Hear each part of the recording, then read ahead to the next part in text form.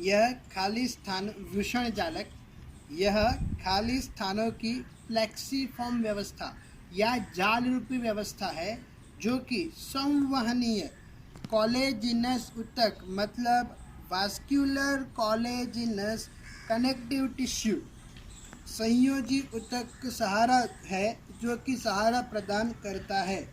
यह शल्की एपिथेलियम कोशिकाओं cuboidal epithelial cells के द्वारा आस्तरित होता है, जिनमें से कुछ में फ्लैजिला पाए जाते हैं जिनकी गति के कारण टेस्टिक्युलर शुक्राणु आगे की ओर विस्थापन करते हैं।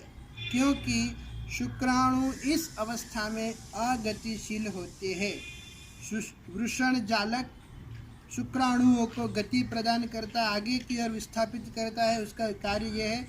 इसका स्थान खाली स्थानों की फ्लेक्सीफॉर्म व्यवस्था मतलब जाल रूपी व्यवस्था है जिन्हें संवहनीय कॉलेजिनस संयोजी ऊतक वास्क्यूलर कॉलेजिनस कनेक्टिव टिश्यू सहारा प्रदान करता है।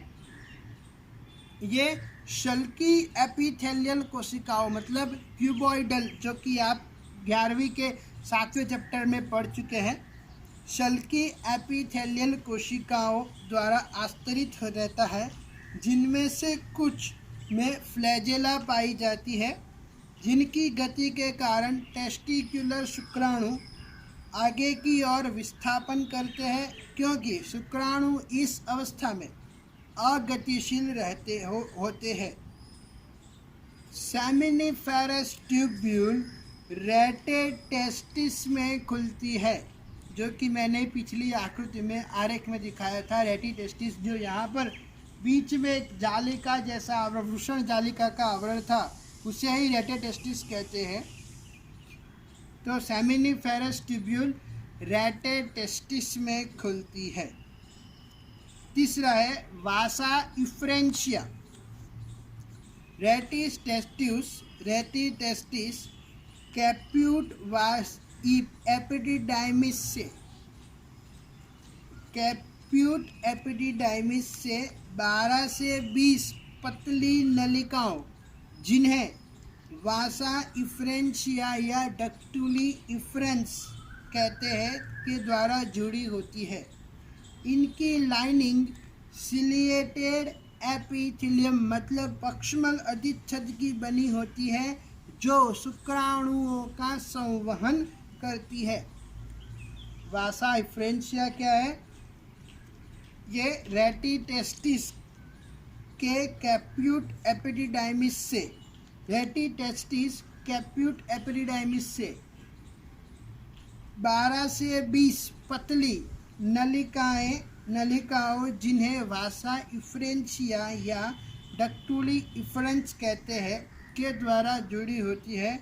इनकी लाइनिंग सिलिएटेड एपिथेलियम की बनी होती है, जो शुक्राणुओं का संवहन करती है।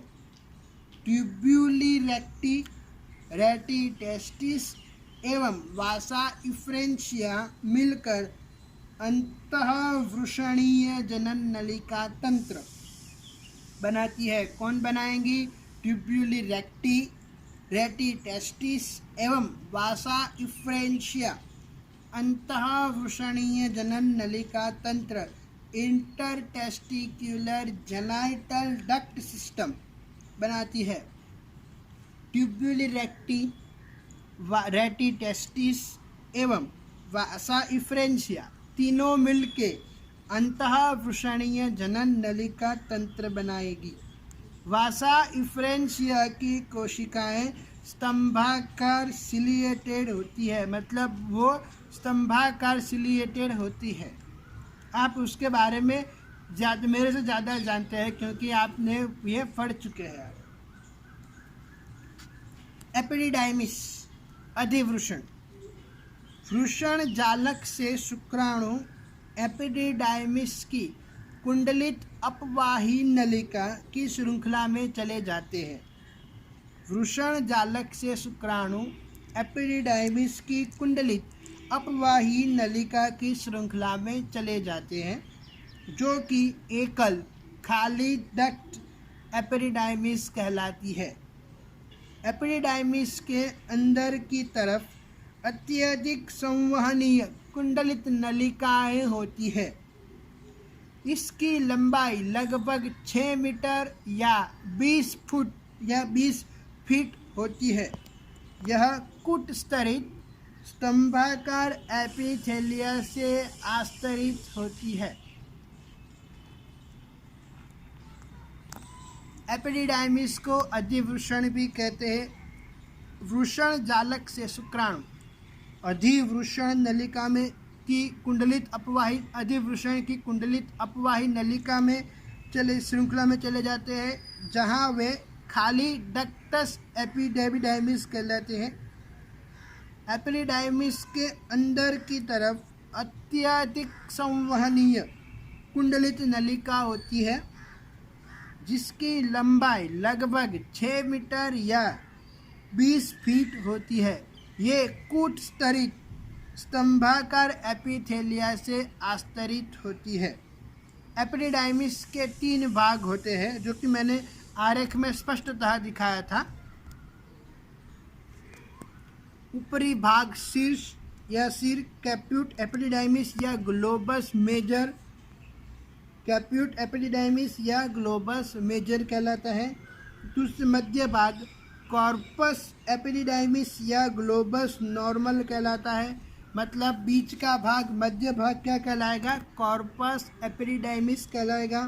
तथा आधारीय भाग कॉडा एपिडिडाइमिस या ग्लोबस माइनर कहलाएगा।